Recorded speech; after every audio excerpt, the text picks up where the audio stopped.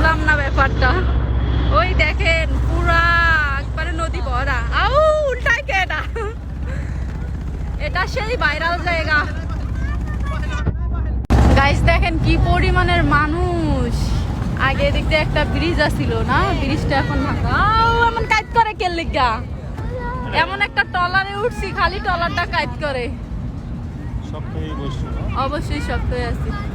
আমি বুঝলাম না কোরবানি ঈদ এবার কি মানুষজন এরই স্থানীয় তারাই, ঠিক না? ওই যে কত পদ্মাশালী